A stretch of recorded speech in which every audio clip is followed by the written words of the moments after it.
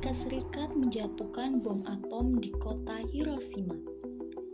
Peristiwa tersebut membuat semangat tentara Jepang menurun drastis.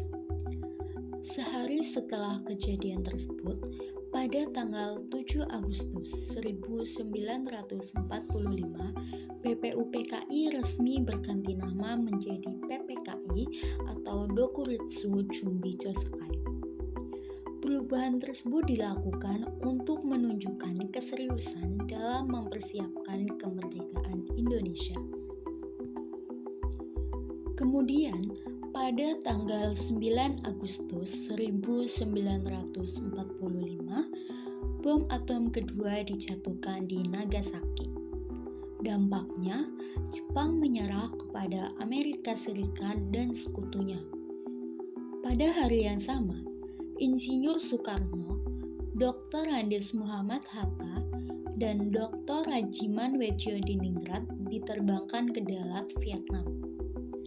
Pada saat mereka di sana, mereka dikabarkan bahwa Jepang berada di ambang kekalahan dan berencana memberikan kemerdekaan kepada Indonesia.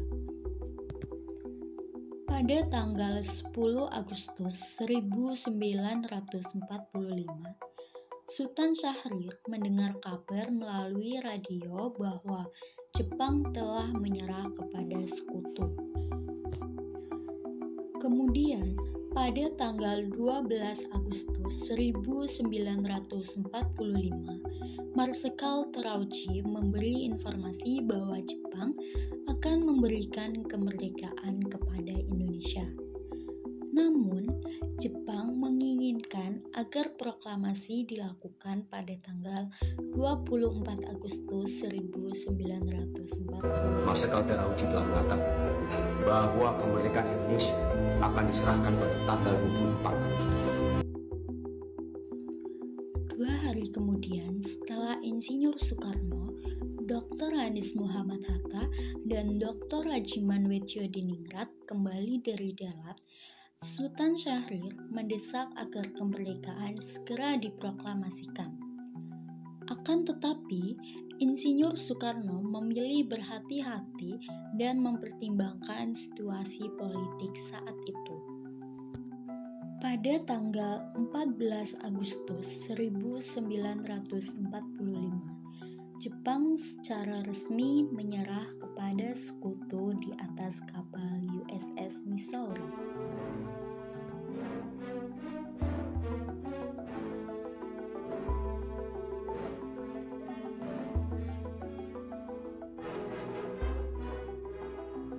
It is my earnest hope, and indeed the hope of all mankind, that from this solemn occasion a better world shall emerge out of the blood and carnage of the past.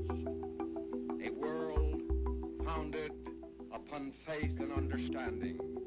A world dedicated to the dignity of man and the fulfillment of his most cherished wish for freedom, tolerance, and justice. I now invite the representatives of the Emperor of Japan and the Japanese government and the Japanese Imperial General Headquarters to sign the instrument of surrender at the places indicated.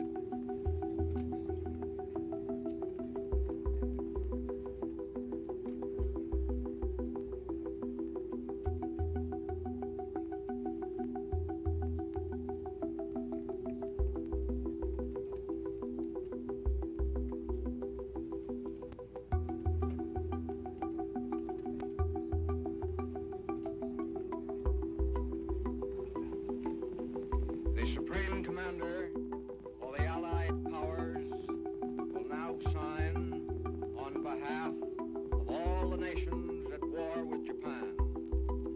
Will General Wainwright and General Percival step forward and accompany me while I sign?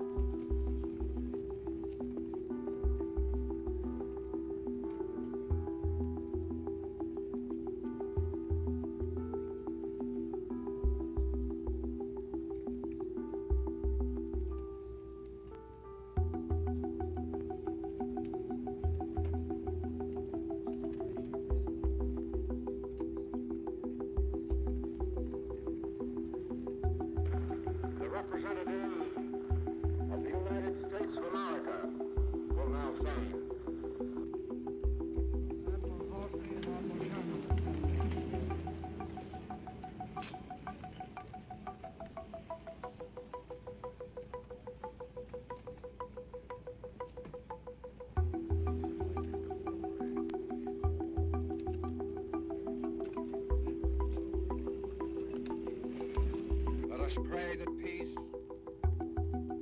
be now restored to the world and that God will preserve it always. These proceedings are closed.